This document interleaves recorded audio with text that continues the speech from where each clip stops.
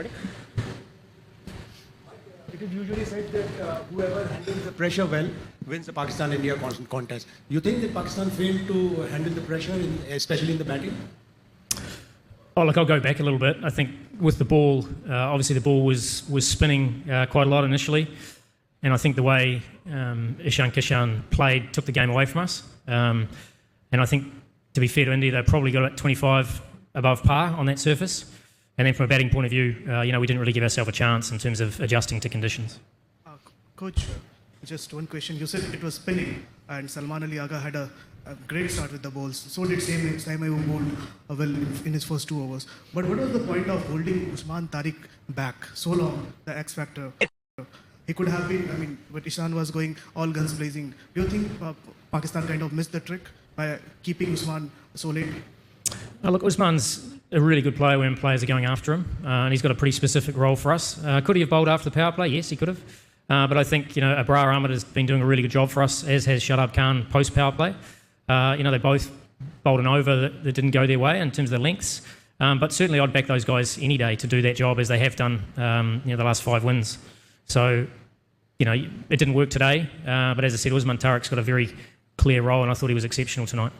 Coach, 4 days back, Australia did the same mistake. They asked Zimbabwe to bat first and then failed to chase down 170 runs. And here we again made the same mistake. The pitch got slower and low. I think had we batted first, things would have been different. Look, I think if you look at the game, the ball spun half as much in the second innings. The ball skid on. So there's nothing wrong with the decision to bowl first. It was the quality of the bowling in the first 6 overs, and also the way Ishan Kishan played in terms of took the game away from us. So certainly nothing to do with the pitch slowing down. It didn't slow down, it spun less. So you've got to look at the facts rather than the emotive accountability. The ball, they bowled nicely up front with the seam. We took some poor options, but certainly wasn't the pitch. Mike, you have obviously seen a bit Ishan louder, please.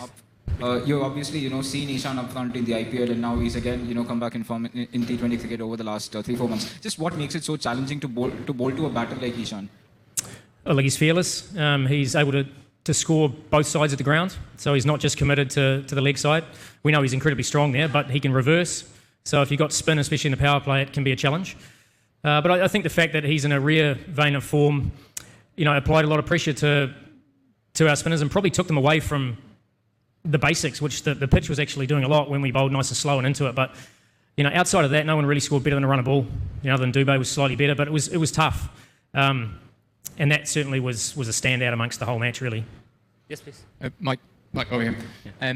Just given the amount of the build-up to this game for off-field reasons, how did you, coming into this environment, how did you as coach deal with that with the squad? What was the dialogue? Oh, look, I think we know that it's a huge event, Pakistan here, but we played some good cricket. We've obviously won 5 games on the bounce. We're confident, and today we got outplayed. But in terms of preparation, the guys have prepared well.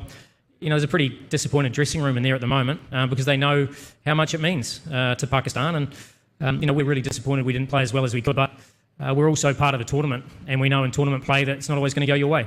So our job is to pick ourselves up and make sure that we're very good in 2 or 3 days. Coach, you